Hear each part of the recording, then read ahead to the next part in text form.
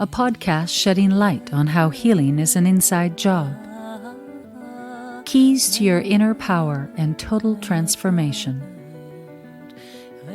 Discussing wholeness, wellness, and the effects of the mind on the physical and energetic parts of our being. Sacred knowledge that inspires us to look within, to find our own unique path. Release and rewire to become what you truly are, strong, whole, and empowered.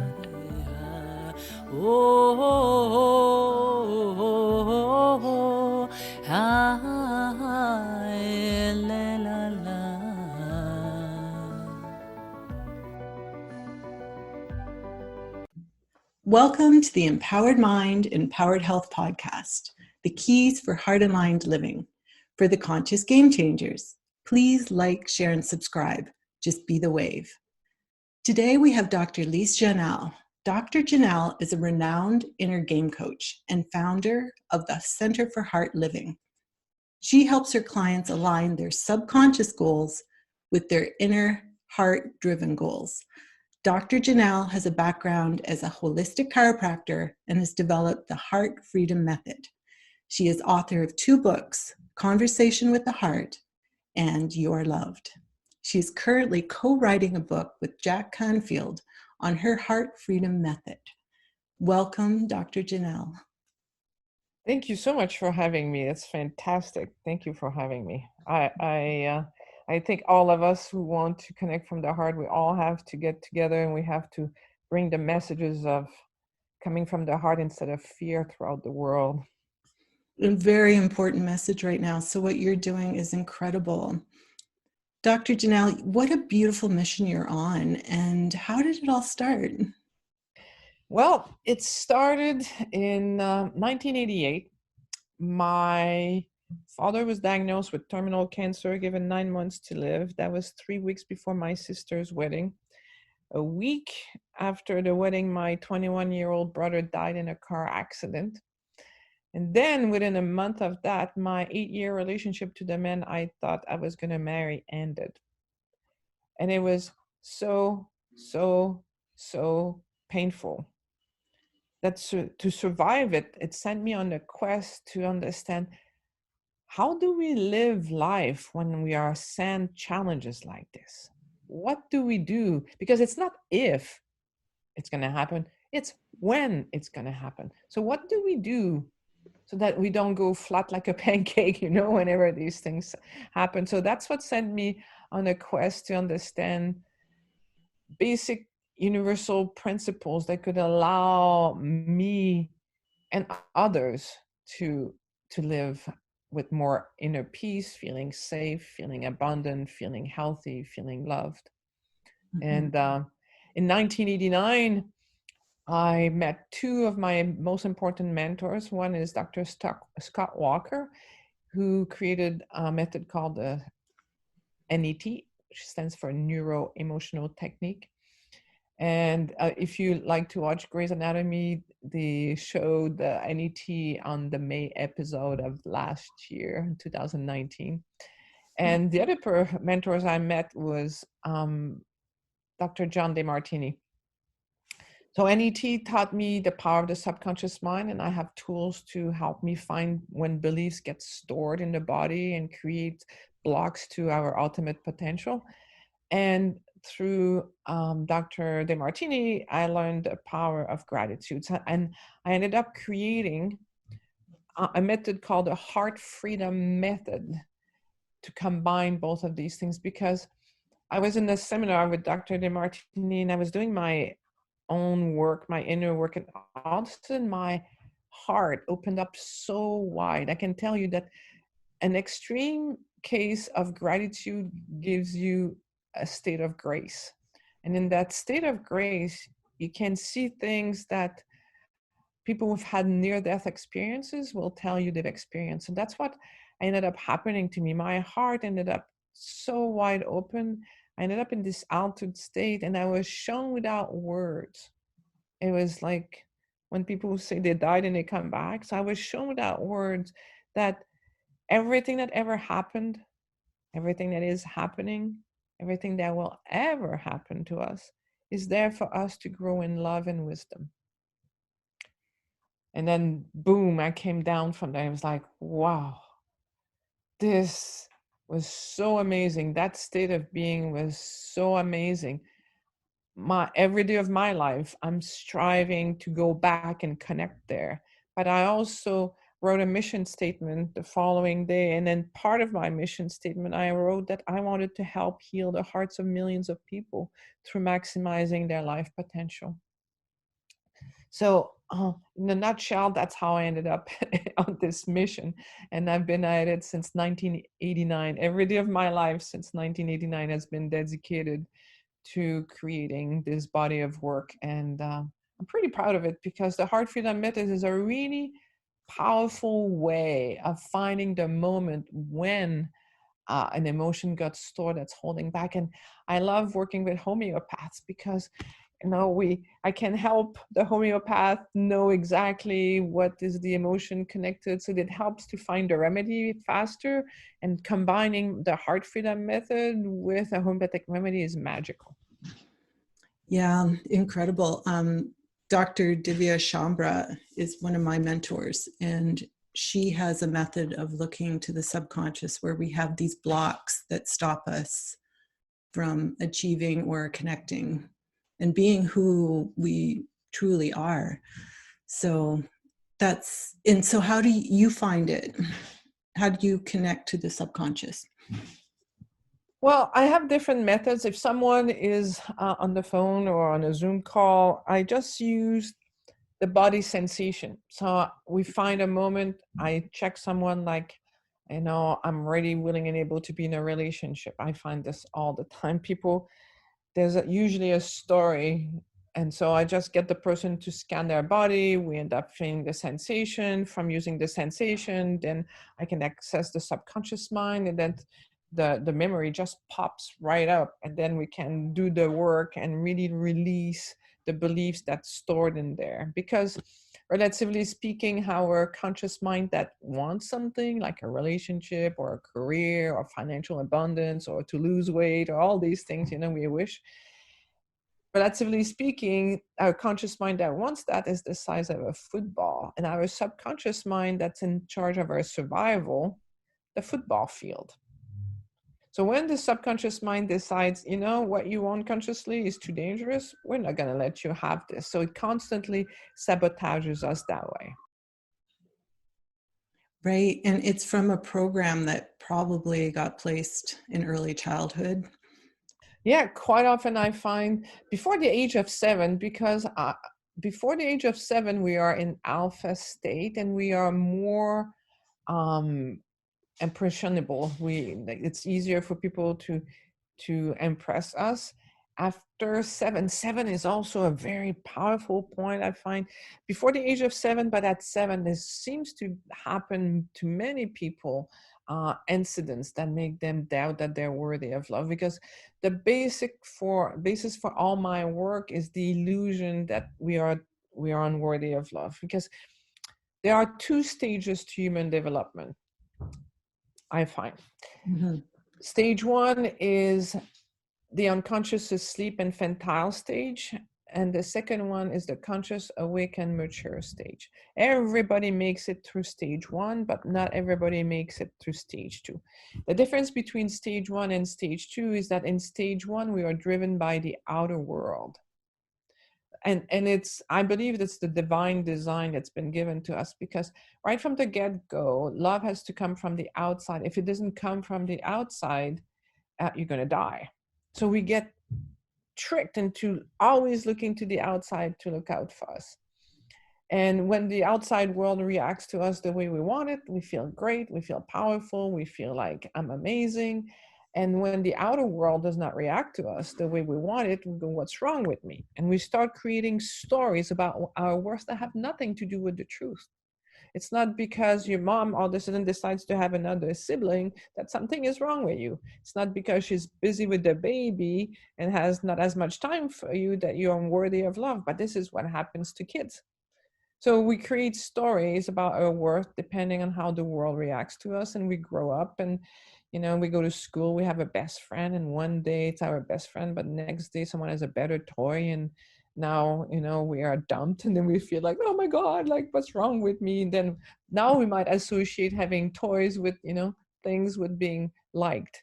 And then we have our first crush, and that never works out. It never lasts. It's rare that it lasts. And then we get again heartbroken, and we go, what's wrong with me? Now we are accumulating more and more reasons of believing that something is wrong with us. And I find that this is perfect design, because if we all remembered who we are at our essence, I believe that love is not an emotion. It's our essence. It's who we are. So if we all were connected to that essence, what would happen is we would be Buddha-like. We would have no desire, we would have nothing is missing, and we wouldn't be able to function on planet Earth. So we all had to forget about our divine nature to be able to function on planet Earth. And that's part of the design of, stage one. We run away from pain towards pleasure, and it gets us to develop interests and talents and things that we like doing, people around us. We create a whole life based on that. But it's necessary to function in stage one, which I also call boot camp. Stage one is the boot camp we have to all go through. And if we're lucky, we wake up and we start shifting to stage two. And what I was describing earlier when you asked me, what started your journey? Well, I find that's a very common way that people wake up to stage two. I call that the baseball bat approach. Right. So something happens, either we lose our career, or we lose our health, or we lose someone we love, or something happens that makes us go, whoa, the way I've been living does not work. I need to find a new way of living. Either that, or you get inspired, like this podcast that we're doing together. Those of you listening right now, highly recommend that you don't wait for the baseball bat to wake yourself up, and you start moving more towards stage two. And in stage two, what happens is we start living from our own heart. And our heart wants us to know two things. First, it wants us to know that we are worthy of love. And the second thing that our heart wants us to know is our dreams and aspirations. Those is like, I always use the yin and the yang. That's why it's my logo inside our heart. Is the yin is the female principle of listening, and the yang is the male principle of acting.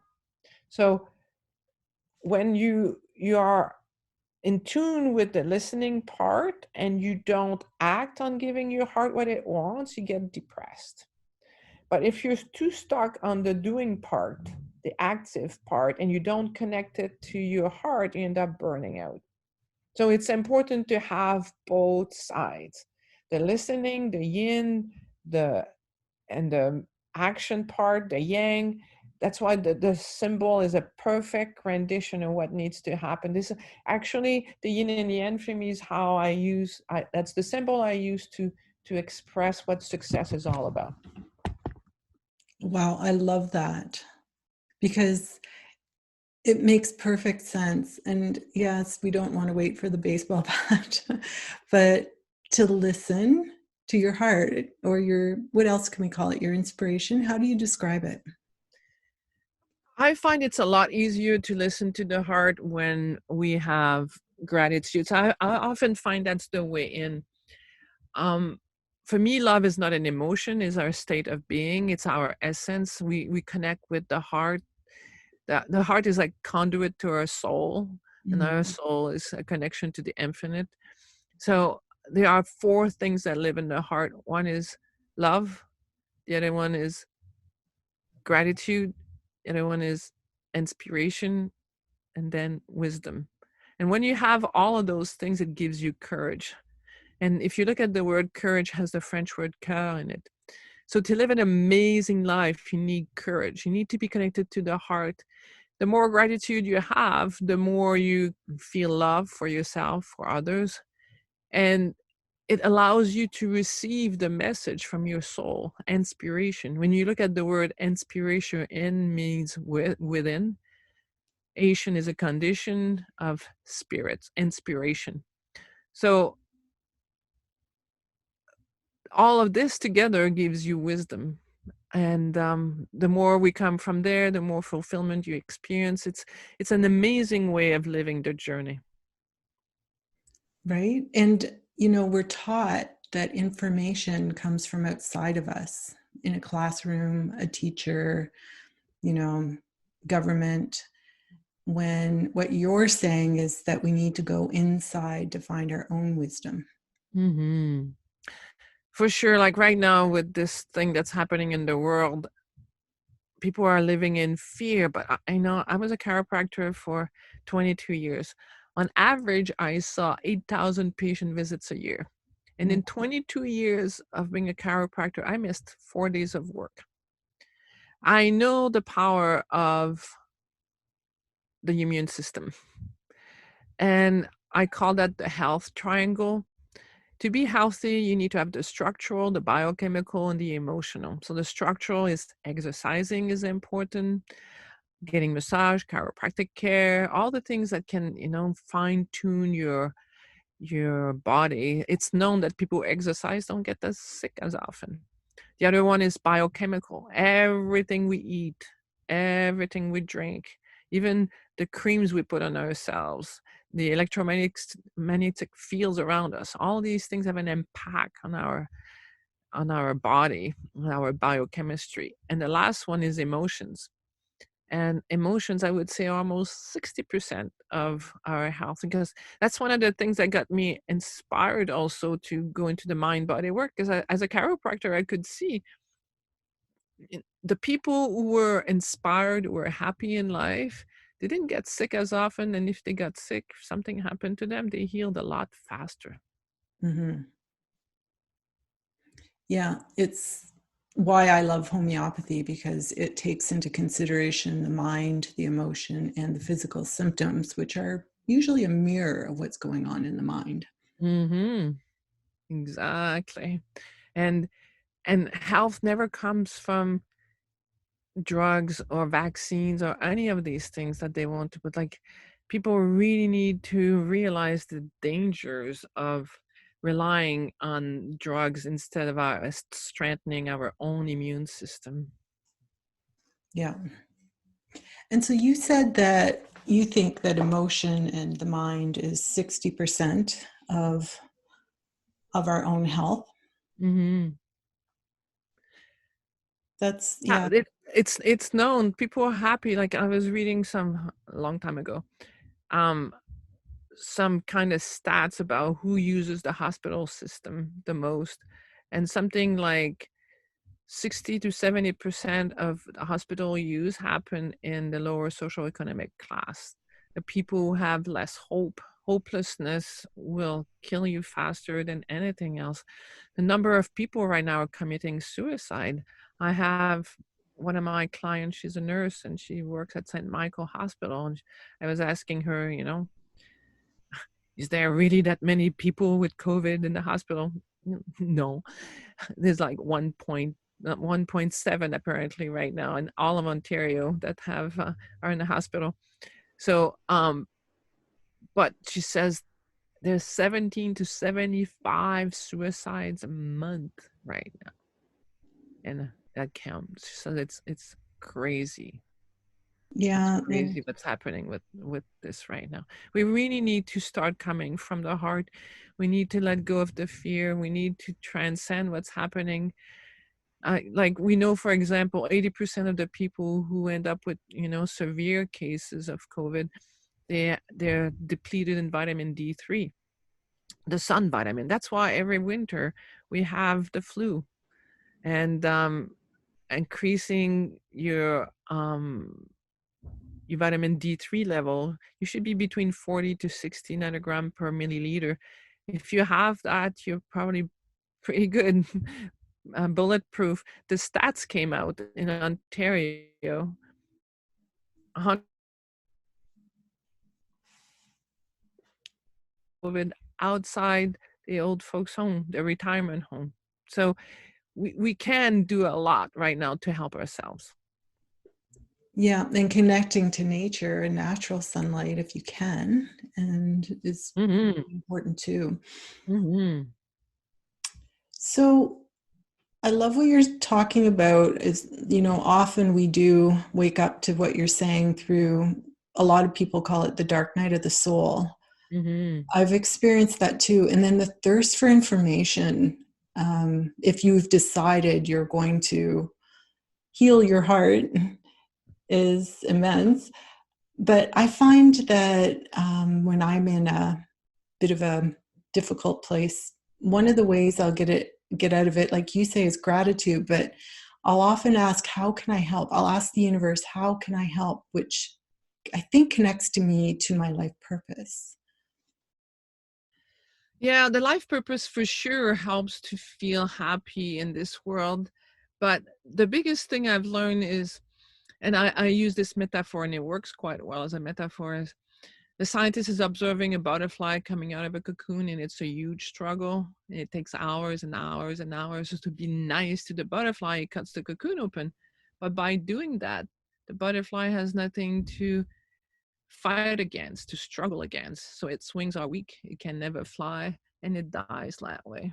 So to experience happiness, making sure we find gratitude even for the most challenging experience of our lives. That's why I told you that's what I was shown when I had that deep spiritual experience. I was shown that to be able to look at every single thing that's ever been challenging and see the growth, the thing we needed to learn from it.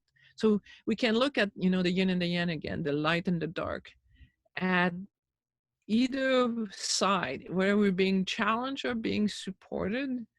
All of this is support. It's guiding us. So in the midst of any challenge, you ask yourself, since my soul loves me, why should I be getting this challenge right now? What am I supposed to learn? What is the illusion that I'm covering? Something about me not being worthy of love. Like, what is the illusion? That's why I love doing this subconscious work, because people come to see me, my clients who are used to me, they come, I know something is going on because right now I'm feeling this way, even though nothing really is happening and everything is beautiful, but I'm still, and so we can find the stories that are behind.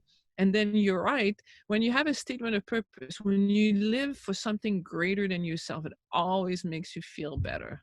Always makes you feel better. My most miserable clients are the ones who only have to worry about themselves. They're like their whole world is centered around their own belly button. The whole universe is centered around the belly button. And they end up paralyzed with fear and anxiety. People who have something greater than themselves are able to pull themselves out. That's why parents often will have like super powerful, superhuman powers, because you're able to, go on for weeks without hardly any sleep and having everything disrupted in your life, and you still manage to make it. Why? Because there's something greater than yourself. There's love, there's an inspiration, there's something you want to do. And when you have a purpose, for me, a statement of purpose, I believe, and this is the statement of purpose that I start each and every one of my clients on, is like, I, your name, hereby declare that my primary purpose in life is to be loving of myself, others, and God by unfolding my highest human spiritual potential and inspiring others to do the same. And that, I believe, is the reason we come here. It's like, if you look at a child and you look at, you can have 3 children and you look like, this one would be really good at doing this. This other one would be more artistic. This other one would be more athletic. The other one is more academic. And you look at each one, and if you're a parent who's conscious, you're going to strive to bring the best out of each one of them, not for what you want, but for what you feel their essence is calling. And by unfolding that in your children, the world benefits from that. Well, as adults, we don't not supposed to have our parents looking up, to do this. This is our job. Our job is to love ourselves enough to pay attention to who we are and see the gifts that we are and strive to bring them into the world. Because when we give those things, we end up feeling so fulfilled. And those gifts that we're able to share with the world usually came through struggle. we had to run away from some kind of painful situation that forced us to unfold these potential, and that's how we end up benefiting the world. And not all the time, but often. So just like me, I grew up in a family where, you know, I felt like an alien, and a lot of people grew up that way. Not that my parents were not good parents, but I had desires of all kinds of grand things. Like I love philosophy and classical music and travels and these things. And my parents had none of these desires. I couldn't look up to my parents to be my guide. So what did I do? I read a lot of books. And then what do I do now? I'm a guide to many people. So the thing that we feel is most missing is the thing we end up giving to the world. And if you can start looking at every single thing that ever happened in your life, every challenge, every support, you will see that the universe was conspiring to bring the best out of yourself into the world. Yeah, so beautiful. I can attest to that. Why do you think it's so covered up? Why so few are aware of this?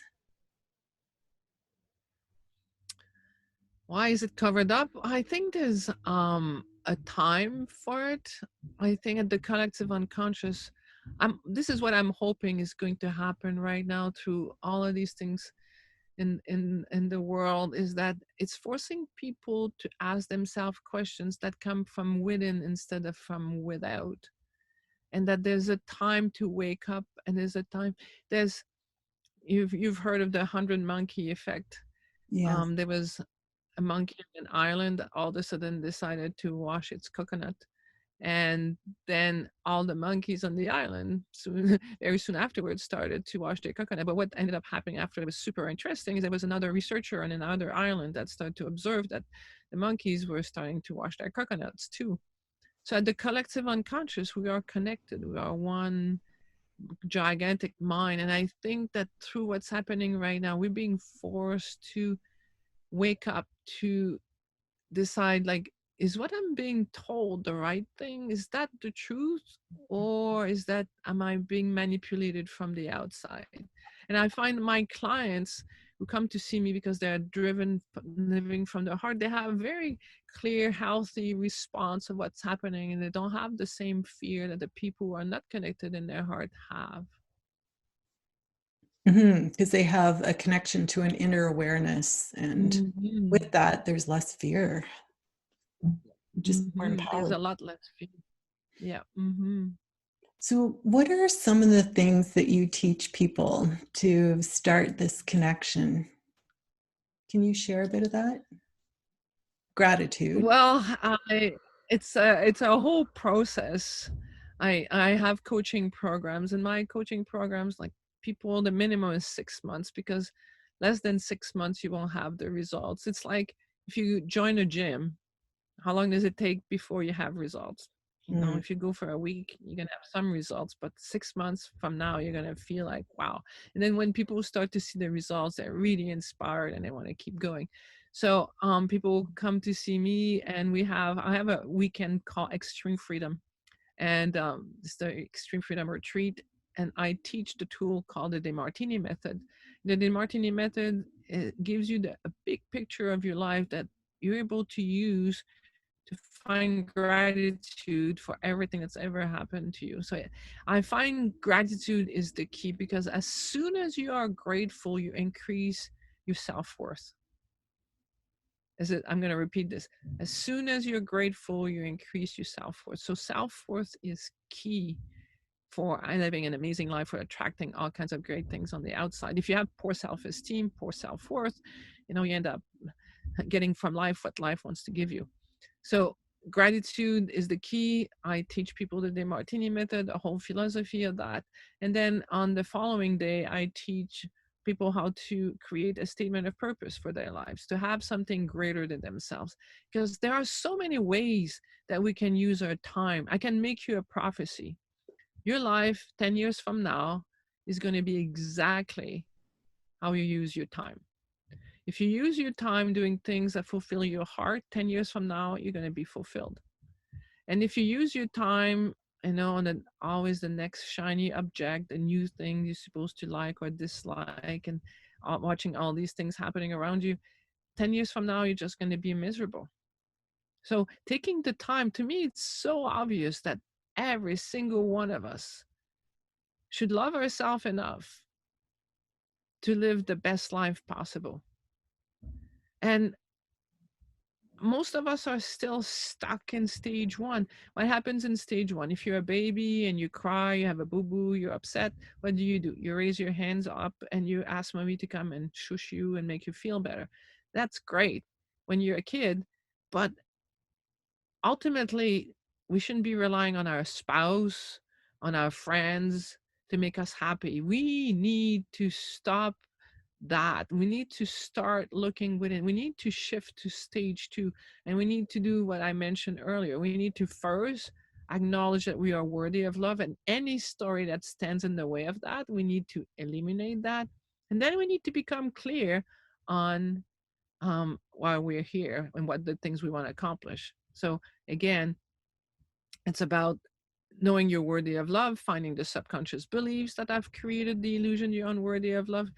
And then the other one is your statement of purpose. So creating a purpose for your life and letting go of any illusion that you are unworthy of love, that's the key. And then it's about organizing your time to enjoy and rejoice in the process of life. Because, if I ask any of you right now, I have a very big axe right now, and I could go and visit you, and I could stop. If you're miserable right now, you think life is not worth living, I could, help you exit. Most of you would say, I don't think so.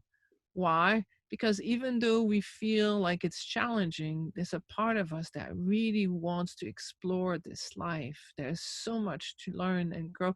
And so if we're going to be here, might as well learn to be grateful for this life that we have. And that starts the whole process of living, from the heart, being happy. Yeah, and it snowballs. Yep. You know, I've read the Bible, but I know I don't do that every day. But in the Bible, it says, to those who have, more is given. To those who don't, more is taken away. And the more abundant you feel because you're grateful, the more you receive. That's what I've seen in my life and the life of my clients. The more we are grateful, the more we attract things to make us feel grateful. And the more we attract those things, the more grateful we are. And it's an amazing shift in our experience of life. yes. I was thinking about the fundamental subconscious beliefs, and you're saying it's I'm not worthy of love. The other one I hear is, and I think it's the same thing, just that I'm not worthy, I'm not good enough. But I think it all melts down to the same belief.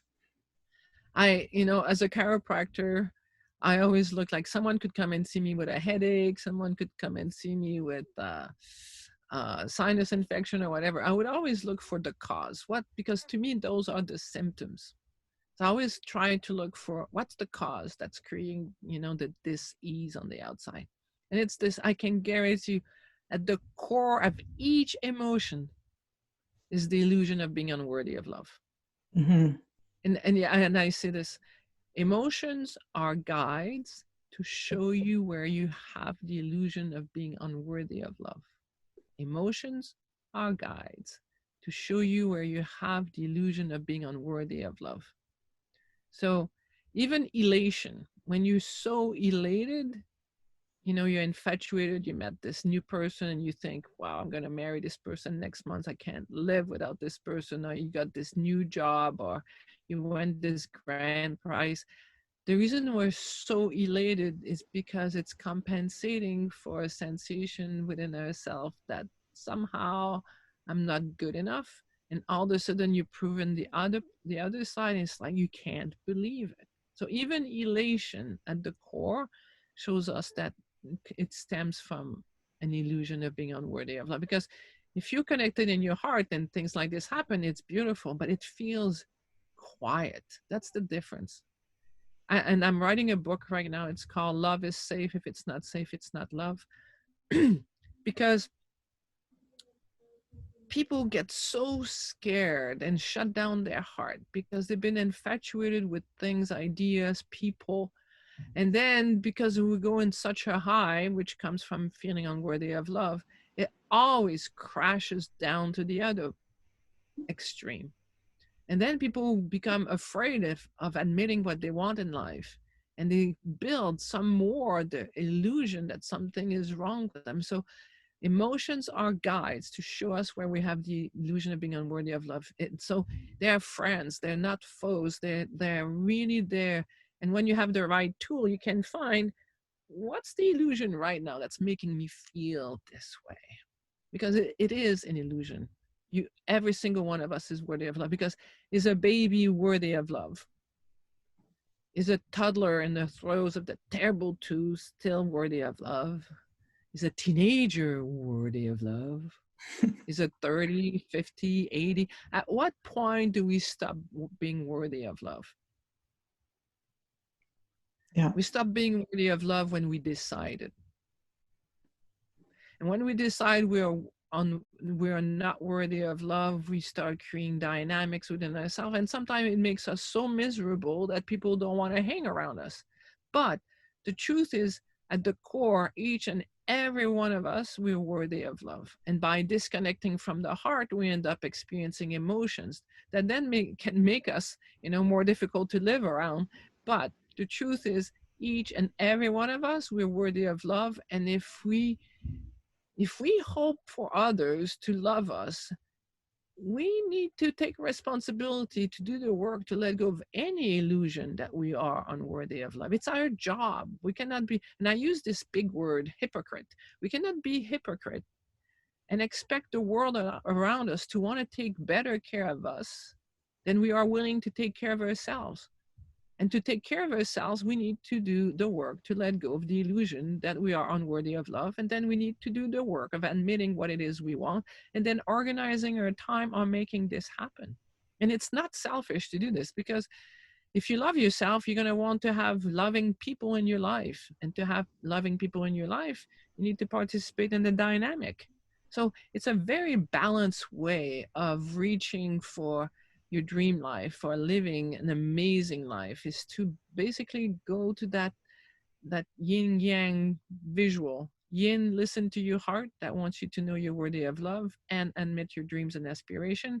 Then the yang, get yourself into action to give your heart what it wants. Yeah. And, just realizing that this is all just stored in our unconscious mind. It's like our unconscious mind records everything. So once we realize that it's just a program, and that we have the ability to reprogram it or rewire it, and we're empowered to do so. Yep. Yeah, it's just a programming. Just like if you have a computer, you can have a hard drive, you can have the computer itself, and you can have different video games. You can have video games where you're going to go play war. And if you play war, your hands are going to get sweaty, your heart rate is going to increase, you're going to feel stressed out. And then you can have a video game from the Heart Math Institute, and it's a really fun game that allows you to feel more connected and get, better at controlling yourself and bringing yourself back into coherence. And the game is, there's a hot air balloon, and you have like a feedback mechanism that you can clip on your earlobe. And if you're in your heart, the hot air balloon goes up. And if you get out of your heart, the hot air balloon goes down. So you start with the video game, and at first it's easy, you're in your heart, but all of a sudden, goodness gracious, there's a tree in front of me. It's like, oh my goodness, there's a tree. Now you go into fear, you disconnect from the heart. So now your balloon starts to go down and you hit the tree. So you can learn to be very masterful at staying in your heart, no matter what's happening on the outside. Yeah. And so if we use different programming, we can experience, depending on the software you're using, you can experience war or you can experience inner peace. Sorry, I blocked you. Oh no, it's good. It's good. Is this an actual video game? I don't know about this. Where can people find it? I think that's wonderful. I got it from the Heart Math Institute. I'm a Okay. certified heart math facilitator, and yeah, I played that game quite a few times. It's a fun game. And just tell us what coherence is for people that don't realize.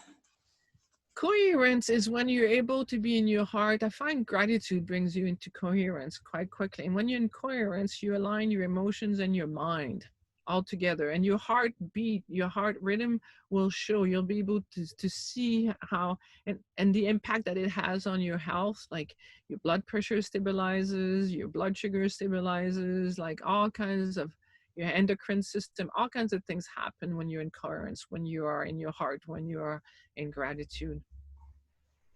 Yeah, so it influences our whole physiological makeup. Yes, it's been shown to help you access your genius. When you're in the heart, you create what's called entrainment. Entrainment, you might have seen this if you have 10 grandfather clocks together in a house. After a while, even though the big pendulum is swinging differently at first, with time, all the pendulum will end up swinging together. You can actually Google it and go on YouTube, and there's an experiment with a metronome, and I don't know, like 10 metronomes, and metronomes are supposed to keep time. But at first, they're all in different sync. And after, I think it takes like a minute and a half, all the metronomes starts to beat in time. They all start to align. So it's called entrainment. That's why it's important who we hang around with, because the Heart Math Institute has done studies where when you're sitting beside someone, their coherence, their electromagnetic field ends up impacting you. So when you are in coherence, you entrain, you align your mind and your emotions together, and you make a conduit, and you access your genius. We all have the ability to be geniuses. Well, Nassim Haramein talks about this too, and how when you're aligned like this in coherence, you're connected to the unified field, which Is where the genius comes from. exactly. And so our heart is connected to our soul, and which is connected to this unified field in our genius. Yes, and I fully see that in my own life when I'm working with a client and I'm fully in my heart and I'm fully present. I end up having downloads, like I'm basically, I have access to information that allows me to have amazing results with my clients. And it happens when I'm sitting there in coherence within my heart, fully open, and you get information you would never get otherwise. If you're sitting there with a client and you go, oh my goodness, can I help this person? What am I going to do? Are they going to like me? All of these things, then you don't get any good information. But the more you're present, the more you're in coherence, the more you can have access to that genius part we're talking about, that then gets the results that we're all looking for. The Yeah. little miracles that come from that synchronicity. Yeah. And when you get those downloads, you can't miss it. No. It's pretty incredible. There's something I want to talk about, because I feel a lot of women go into postpartum depression, and I think it's part of, for me, it was part of my awakening, because I had read all this information. I knew a lot about it, but when I had twins, I really had to face my ego side, my dark side, and realize that I was still looking for love from outside of myself. Because when you become a mother, you become selfless. And before you're a mother, you can still be a child in a way. You can still get love from outside, from your partner, from your parents. But there's a sudden change when you become a mother, in that you no longer have access to that in the same way. That is such a common thing. Whenever I work with new parents, but especially mom to a new baby, a brand new baby, the one thing I always do with them is to get them to take time off. If you want to be a great mom, you have no choice but to set up babysitting, changing with your partner, organizing parents, grandparents to come and help, because otherwise this is exactly what happens is you don't have the time to connect with your own self and to nurture self, and you end up so stressed out and depressed. It's a very, very challenging time to be a parent. Like you say, I remember my sister crying, saying, I just want my boobs back. And you're angry at your husband because he doesn't give you the time anymore, but there is none. Like you're Exactly. And we become like a child because we want someone on the outside to make it, to take the boo-boo away. But your partner is just as exhausted. And often what happens is the more the mother goes into mothering mode, the more the father goes into business and making sure that there's enough food and all that stuff. Like I've seen it because I work with enough male clients as well that they take it seriously. All of a sudden they feel like all of a sudden they're like the warriors, and they have to really take care of their family, and it's a serious thing for them, and they move into this male action driven thing, and the mother feels exhausted and she just wants some nurturing from her husband, but he's just as exhausted. So this is the most challenging time of a relationship. I find when both partners are on the high, it's like, wow, we're both rocking it, and we meet this person and we think this person is amazing, we're both on the high, I've met my soulmate, like no doubt in our minds we are soulmates. And then one of us is on a high, the other one is on the low, so we can help each other, and then it switches, go back and forth. But when both partners are on the low, when both partners are depleted, that's when you have to be really, really conscious and go, okay, right now I'm just exhausted. I'm not going to start blaming my spouse for that, because actually today what I didn't do is I had time to go lie down and I didn't do it, and I did this instead, and now I'm tired, I'm exhausted, and I'm cranky and I'm upset because I didn't do this for myself. So it's super important to be conscious when in these situations. And you are a better mother if you take the time for yourself. That's why in the olden days, in villages and especially in the tribes and other countries, a whole village raises a child, because that way you're not constantly having to take care of someone's needs. You can have a break. You don't need the break all the time, but you definitely need, like a new mom, you need to have at least an hour a day with yourself, and on the weekend at least half a day where you just maybe have a bath and candles, and you're not a mom anymore, you're yourself. And that way also you avoid the problems with sex, because when when a woman is exhausted, she doesn't own herself, and her partner wants to touch her, and the last thing she wants to, like, get away from me, I'm going to scratch the eyes out of your skull. It's like, I have nothing for me, I'm not going to give it to you. But it's just as important for the partner who wants sex than the person who doesn't want to have sex. And you're not going to be able to want to have sex with someone if you don't have time to nurture yourself. So it helps you be a better spouse, it helps you be a better mother, it helps you have more fun and enjoy being a mother, as opposed to being resentful having the child. Because I remember I had one of my clients come to see me, and she says, I knew it was time for me to get a nanny the day I had a dream that my husband brought me my child to nurse, and I took my son and I threw him against the wall. right. And that's the deep, dark secret. Like, mothers feel like, oh my God, I must be a degenerate mother for feeling that way. No, I can tell you from working with enough mothers, at the core, it's normal to have these feelings if you're not organizing your time. You have no choice.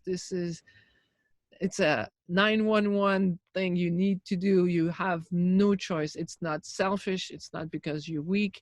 You really need to organize yourself to have time just for yourself. It's going to make you a lot happier. It's going to make you a better mother. Otherwise, you become cranky. And then your kids feel, what's wrong? You're better off taking the time off than to be cranky. Yeah. I remember being like, I had twins, so it was double. That's even more. Yeah. But being really angry that my husband couldn't be there for me. And he was doing exactly what you said, going off and being the breadwinner and making sure the family was looked after, and you're left alone. And I just remember realizing one day, you're acting like a child. You're looking for love outside yourself. And you even have this instinctual idea that you just want to run, run and find love or something. But yeah, but it's understandable. Like, if we're like right now, those of you who are listening, if you blame yourself for having had those feelings, you're just a normal human being. yes. But there's a cure. The cure is no choice. You need to carve time for yourself. Yeah, and go inside. I have a client. She called me, I think she called me in February or March, and I thought, oh my goodness, we had an exploration call to get together, and I'm going, I hope she signs up for me, because she was at our mind's ends. Like, she was like, I could feel the stress. She was gonna have a burnout.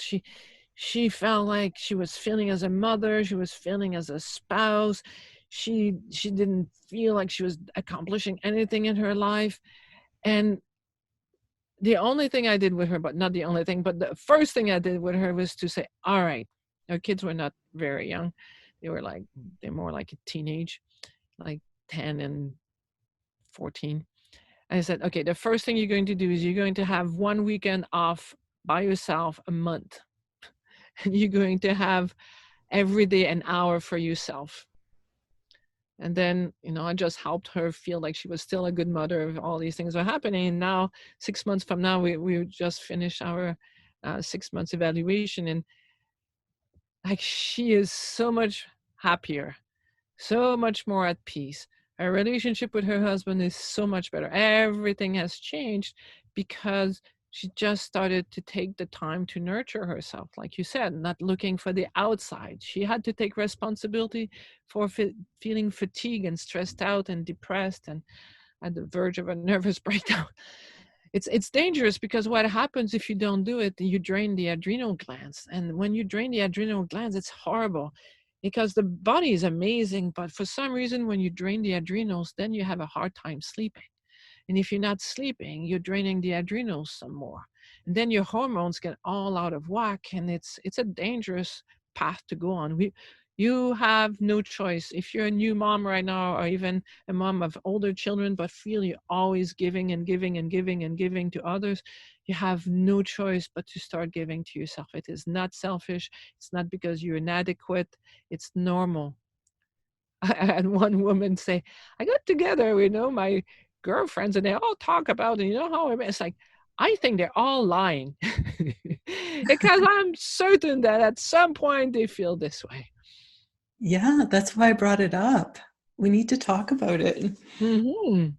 And when I take cases too, people are so, after they tell me, about what's going on in their unconscious or their subconscious, and, their deep things that really bother them, they're so bothered by it. But I'm like, we're human. This happens to everybody. We're all programmed between 0 and 7, right? Yeah. So it's universal. Like, that goes back also to what I was talking about, admitting that we are worthy of love. Yeah. It's not because you're feeling upset that, are angry right now. You wish you didn't have your kids. This is what happens. You really wish some days you didn't have your kids. Doesn't make you a horrible person. It's because at that point, you're so angry with yourself that you're feeling that way. It makes you feel unworthy of love. So if you're worthy of love and you're exhausted, you're going to take time for yourself. You're going to find a way. You can barter with the neighbor who's got kids, or you can get your mom, your dad. You're going to find a way. Even if you don't have the money to do this, you can find ways of giving yourself time. Yeah. And just to shine light on these thoughts, right? Because we keep them so buried, and then we feel guilty, and then we feel more unworthy of love. Exactly. Yeah. And like, this is what we can be super healing today by just saying that, like, it's normal to feel this way. You're not a horrible mother for feeling this way. You're actually a normal human being, and you are learning to love. Like I say that all the time, the aim of a relationship is not to make us happy. Like often that's the other thing, like, oh, I'm going to get pregnant. I'm going to be so happy. I'm going to be a mom. It's going to be amazing. And then you get a child. It's like, oh my God, all the work. So the more infatuated we were with wanting to be a mother, the more challenging it's going to be afterwards. So it's not only that. So the more we listen to a heart that says, I'm worthy of love, I'm going to admit my dreams and aspirations. So right now I'm worthy of love. I can actually admit that I'm tired, that I need a break, that I need someone right now. And if it cannot be my spouse because he's busy, making sure that we are going to be safe, how can I create something? How can I organize my time so that I have time for myself? There are solutions. Yeah. And to see the positive in it. Yeah, because short-term vision, when we're just looking, it's like we can't imagine this stopping, but at some point the kids are being grown up and you're going to go, dang, I wish I had taken more time to have more fun with them. Yeah. And actually, I'm not recommending divorce, but when couples divorce, often what happens is if you have the kids 1 week, that week they're there, you're happy they're there, and you want to be present with them, and the connections are deeper. And the week they're not there, then you have all this time for yourself, organizing all the other things. So in a way, it makes people feel less stressed out when they are with the kids. So you don't have to divorce to do this. If you're smart, you have to organize yourself so there's time for you. And then there's the time when you're with the kids where you actually are fully enjoying it, having fun, opening your heart to them. Right. I remember having that realization too, like, when they're really little and you have no time for yourself. I was like, that's the answer. Divorce. Then I only have but then I could laugh at it and realize, what the problem was and proceed to do something about it. Exactly. But And if you think something is wrong for having those feelings, then you don't want to look at a solution. But when you go, all right, this is how I'm feeling. Yeah. But this is an analogy I have. Like the heart is like the sun, and emotions are like the clouds. And it's easy on a cloudy day to believe there's no sun, but the sun is always there. And you can be tired and exhausted and believe I don't want my kids right now, but deep down you love your kids and you want them. It's just having to manage the emotions. Yeah. Those clouds there. And there's cloudier days than others. And I think there's a benefit to being a woman and having periods, because every month we kind of feel these things, like you're watching a commercial on TV and you're crying, and then and you just start realizing, oh, this is not the truth. It's just my hormones. It's just an emotion. Yeah. So women, we have a built-in mechanism to help us disconnect from emotions. We know, oh, this is just a chemical reality. It's not the truth. Yeah, that's a huge understanding too, isn't it? When that dawns, that every thought isn't truth, or every Exactly. emotion isn't truth.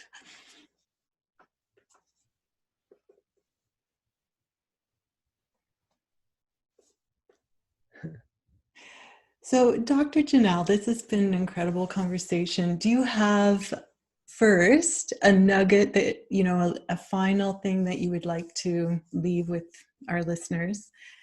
And then I'd like you to tell people how they can get in touch with you. Sure. There's one trick that can really change your life, and that trick is, in the midst of any situation, whether it's support or challenge, you take a deep breath and you go, since I'm worthy of love, how am I going to use what's happening to my advantage? What am I going to learn? So always use, since I'm worthy of love. It could be having a challenge with your spouse. and you think your spouse doesn't love you, you can start, since my spouse loves me, what's really going on? So that, and now it makes us more mature. If you're at the restaurant and something happens and you're upset with it, you just take a breath in. Since I'm worthy of love, what's really going on? That way it helps us not to be so emotional, and we can come more from the heart. It really makes a huge difference. Like, remember this, like, make this your go-to sentence.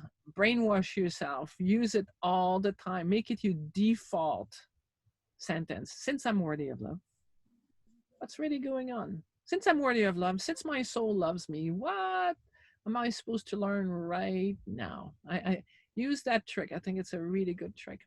And if people want also, I have a meditation that you can download for free. It's called the Heart Freedom Meditation, heartfreedommeditation.com.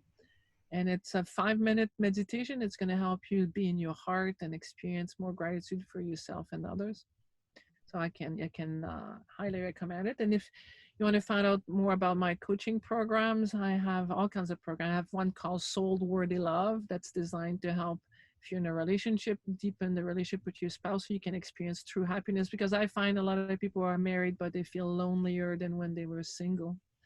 And there's also one for single people. I have my Heart Mastery coaching program. You can just call 416-SUCCESS. So that's my phone number, 416-SUCCESS. And you can go on my website, drlisejanelle.com, or centerforheartliving.com. These are all the places you'll be able to find me. Perfect. And I'm going to put those in the description. I'll get all those links and put them in. Thank you so much. That was a beautiful conversation. Thank you. And for everyone out there, don't forget, don't give away your power to anyone else. Just go be you and be the wave.